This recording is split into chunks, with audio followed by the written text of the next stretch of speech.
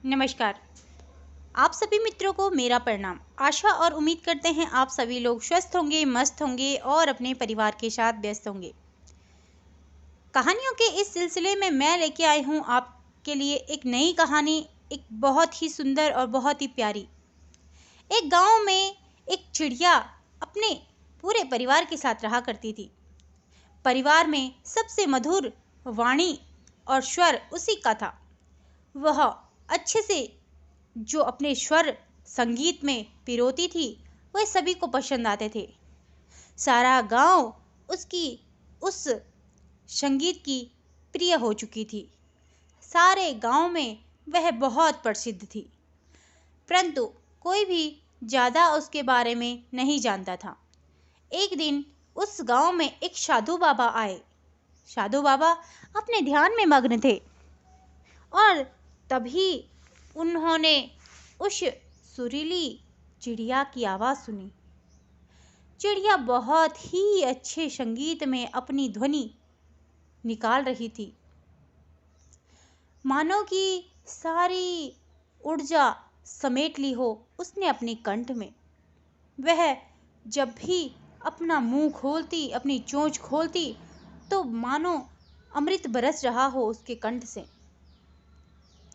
वह चिड़िया को बहुत अच्छे से सुनने लगा। एक दो दिन बीत जाने के कारण साधु उसको रोज सुनने वहां बैठता।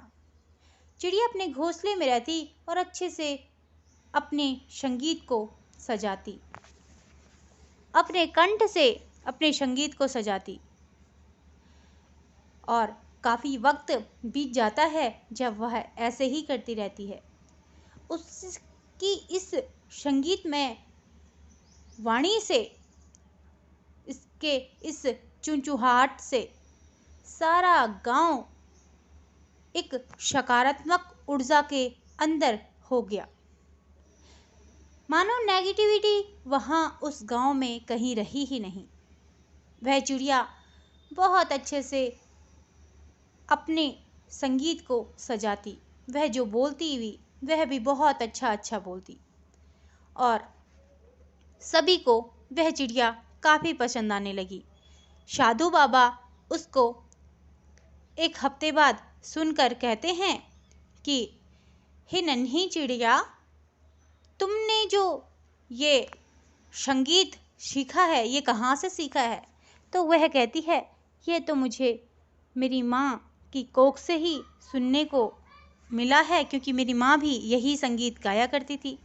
पर शायद उन्होंने कभी ये ज़्यादा गाया नहीं और मैं तभी से यह सब करती आई हूँ। तो साधु बाबा ने कहा कि तुम अपनी इस ऊर्जा को दूसरों तक शिक्षा और ज्ञान के रूप में बिखेरती रहो।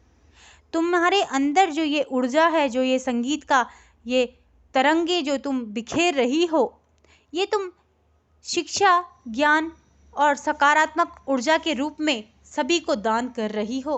तो आप आगे भी, यही मेरा आशीर्वाद रहेगा तुम्हें कि तुम आगे भी इसे ऐसे ही बिखेरती रहो और इस गांव की भलाई के लिए, इस गांव की अच्छाई के लिए तुम ये कर्म करो।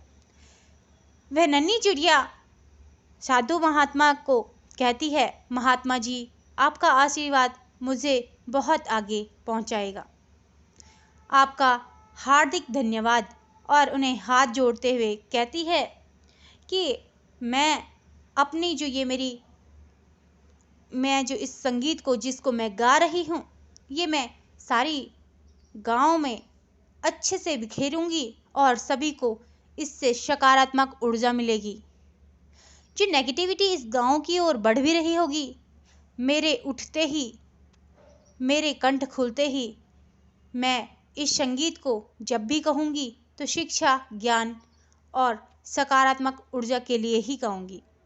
और तभी से उस सारे गांव वालों ने उस साधु और उस चिड़िया की यह कहानी याद रखी और आज भी उस चिड़िया की पीढ़ी दर पीढ़ी गांव में एक अच्छी सी बोली बोलते हैं, एक अच्छा सा संगीत पिरोते हैं अपने कंठों से, अपनी चोंच से।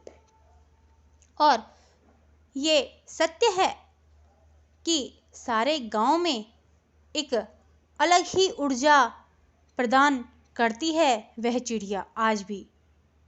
वह नहीं पर उसकी पीढ़ी आज भी सारे गांव में बिखरी हुई है। तो आप सभी को मेरी कहानियाँ किस प्रकार से लग रही हैं, मुझे आप सभी लोग कमेंट में ज़रूर लिखें।